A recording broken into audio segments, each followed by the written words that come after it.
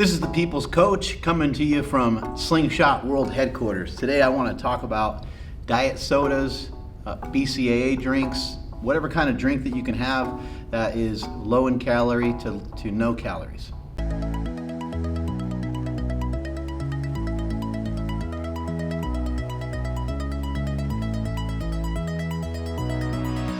So the way that I see it is this. So there's somebody on YouTube, bodybuilder named Greg Doucette. I'm sure a lot of you have heard of him. He's very popular. He has great information. If you don't know who he is, I suggest that you look him up. And if you haven't heard any of his content, I suggest you start, because I believe he's got some great content. My brother, Chris, is the one who kind of turned me on to some of his content. I've been checking some of it out recently. But Greg has a saying. He basically says 0 calories, 0 problem. I gotta say that I really like that a lot. At the same time, I'm also, a purist. I'd rather try to, get as close to real food as I possibly can. I would rather not, eat and consume a bunch of fake stuff. However, due to convenience and due to flavor and due to just trying to hit some pleasure sensors of the brain without disrupting what your body's capable of from a metabolic standpoint, like basically hitting some of the pleasure sensors of the brain that tell you, hey, that thing tastes pretty good, you should have more of it, without messing yourself up from a metabolic standpoint, without giving yourself an influx of calories, without giving yourself an influx of sugar, and potentially going down a road where you become over fat, you start to end up pre-diabetic and diabetic and so forth, because you have soda every single day, and in combination with soda you overeat as well. Those things are really problematic. But what I've found for myself is, you guys have seen the wide array of diets that I've been on. If you boil these diets down, they all are very similar in the sense that it's almost always protein first. The only time that I didn't do protein as the main priorities was when I've messed around with kind of clinical ketosis just to kind of see how that was. And that was, at least a gram of fat per every gram of protein, and sometimes even higher with the fat, and even a little bit lower with the protein, just to kind of see how I felt doing that and being in ketosis in that way. I did like that diet. That diet felt pretty good to me, but it was also very inconvenient eating that amount of fat and then trying to figure out how to eat that much fat, like before a workout or after a workout. Just after a while, you're just like, oh my God, it seems disgusting to eat that much fat. So no matter what diet that you're on, it seems like the biggest battle that we face every single day is the fight to try to interrupt the pattern that we fall into, where we tend to want to overeat. We have our television, we have our phone, we have a lot of things that we get distracted by every single day. We have stresses and anxieties that weren't around in previous history of, at least the way I see it in the United States, because in my opinion, people used to just go out and do shit, and they didn't have time to really think about their thoughts. They didn't have time to overthink every single thing that they do on a daily basis. Oh, I'm going to make this post. Oh, I'm going to comment on this post. Oh, how cool would it be if I posted a picture of me next to my new car? How cool would it be if I had this so I could post that? And it's like the brain is really doing a lot of wandering and really building up anxiety. You have to keep in mind what anxiety is. Anxiety is fear over things that haven't happened.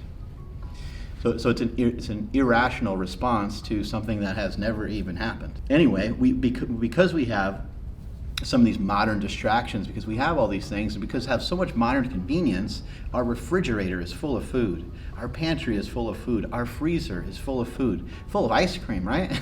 Full of pizza that you can cook up in just a couple of minutes. We have so much convenience. And what about things like DoorDash? We can get food delivered right to the house, right? Even though we also have the convenience, you can also look at it on the other side, we have a wonderful convenience of having meal prep companies. We have the wonderful convenience of being able to use DoorDash to get healthy food, but we really don't, right? If we're being honest with ourselves, most of the stuff in our pantry probably isn't great for us and potentially leads us to overeating. So back to the drinks, okay? There's a product out on the market called Element, which I think is absolutely amazing.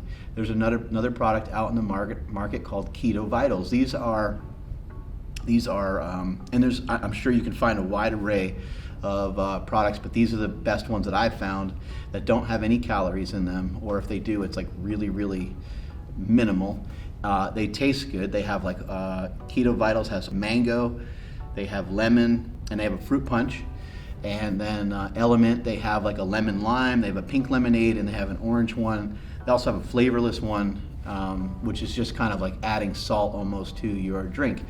But these have electrolytes in them. It has potassium, it has sodium, it has magnesium. Usually it has something else accompanying it to kind of help it hold it all together. But it's usually just seasoned. Both of these things are, I'm sorry, not seasoned. Both of these things are flavored with stevia, and or monk fruit, and in that way you're not getting any artificial sweeteners in there. For me personally, what I've found has been working really well is I've been drinking a lot of Zevias. I've been drinking a lot of Zevia tea. I've been drinking a lot of Zevia sodas. I'm normally not a soda guy, but I wanted to lean into my diet a little bit more. I wanted to get kind of just more back onto the right track, and I was like, you know what? I kind of like the flavor of some of those things, so I wonder if I bring those things back in, but I keep junk food out and I stay tight on the diet. Now I have some things that are pleasurable, that taste good, that don't have a high caloric demand, and I get to enjoy them every day. It's actually kind of funny, but like I'll have a cream soda Zevia drink before I go to bed at night now. There's no calories in it whatsoever. I don't think there's any caffeine in there. I actually didn't look into that quite yet, but I don't believe there's any caffeine in there. I don't know about you guys, but for me, at the end of the day, I kind of have a sweet tooth. I eat meat for most of the day. Most of the diets I've ever been on are kind of meat-based, and I have that savory flavor. That side is totally covered. But then when it comes to the sweet side, I'm not allowed to eat really much of anything. My diet currently does allow for some fruit, and it does allow for some sweet stuff here and there. But again, I'm not gonna have like ice cream, or I'm not gonna eat like a bunch of junk food, because for me, that's gonna trigger me to just want to overeat. So I like that analogy of the 0 calories, 0 harm. And I would even go as far to say as like a Diet Coke, a Monster Energy drink, any of these diet drinks that are out there. I know that it's controversial. I know that people are like, hey man, look at all those ingredients. Like, what are those ingredients doing? I would just say this, I always have to go back to what Dr. Ken Berry said on our podcast, and other great researchers have said this on our podcast as well. Like, if you want to come to me and say something about what you think something does, then if you're going to make great claims, come with great research. It's very disputable. It's very debatable. And you may have your own beliefs, and you may not want to drink a Diet Coke, and that's totally fine. You don't have to. What I'm telling you is that it can be an option for you. I believe that the fight isn't against the small stuff of like what's in this and what's in that. The fight is in controlling calories. How do we figure out as a society, how do we come together, and how do we figure out how to help with this? Because if we can help people control for calories, do you know how much preventable disease that we will smash? It would be unbelievable to be able to do that. And whatever you need to consume and eat that doesn't have any extra calories in it. Another great thing is like Jell-O. Jell-O has I think it's got like 10 calories in it. Just imagine that you're just starting a diet and you're super hungry and you're like, oh my God, I can't stop thinking about food. Well, what about having a little thing of Jell-O and then you put a little bit of whipped cream on it? You're looking at like maybe 15 calories, and big whoop, you eat 5 of them in a row. It's like, add it up, it's just not that much. It doesn't add up to a whole lot. If you do that all the time, maybe it's not your best decision you ever made, but I think over a period of time you'll learn to just have 1 or 2, right, and call it quits. Back to the diet sodas and stuff again, I would say that, look, let's just go with some common sense. Having 5, 6, 7, 10 of them a day probably isn't your best bet. We know that it's important to drink water, and it's important to get your vitamins and your minerals in, and to make sure you're hydrated and stuff like that. So, don't just rely on diet sodas, but if you want to have 1 or 2 a day, you want to have a couple a day just because you feel like you want one, then go for it. For me personally, I would also mention, it's worth noting in this context and in this conversation, that I'm not a fan of energy drinks in general. For me personally, I try not to have a lot of caffeine every day. I will have coffee here and there. I will occasionally have some tea. I don't think that there's a problem with caffeine. For me personally, I don't like to depend on anything. I like to just, why do I think I need that? Even when it comes to my own product, even when it comes to Mind Bullet, as much as I love it, I don't want to ever feel like I need it. When it comes to coffee, same thing. I don't want to feel like I need it. I just want to have it because I think it's going to, give me a little bit better time or give me a little bit of a boost. But I don't want to use coffee for what I see most people using it for, and what I see most people using energy drinks for. What do they grab an energy drink for? They grab an energy drink because they're tired. A diet energy drink, I want to make this perfectly clear to you. A diet energy drink doesn't make any sense. It's an oxymoron, because the only energy that can be supplied to the body is through calories. There's not energy in there. So it's fake to think that you're going to get energy from that. Now, you might get a little bit of a boost, you might get a little euphoria because there's caffeine in there. But I would say, hey, try a 10-minute walk and see what you get from that. Go outside, do something different, do something fun. Listen to something fun or funny. Listen to a funny podcast, listen to a comedian, and go on a 10-minute walk. And see how that makes you feel versus a cup of coffee. I'm just guessing that it might make you feel better. I know some of you are like, don't take away my coffee, bro.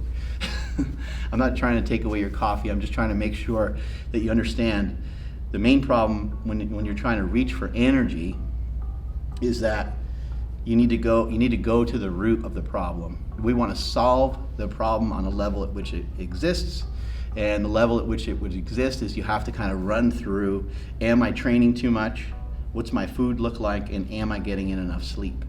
So those are the things you need to review. You need to treat yourself like a baby a little bit here and there. You need to kind of go through a checklist of things.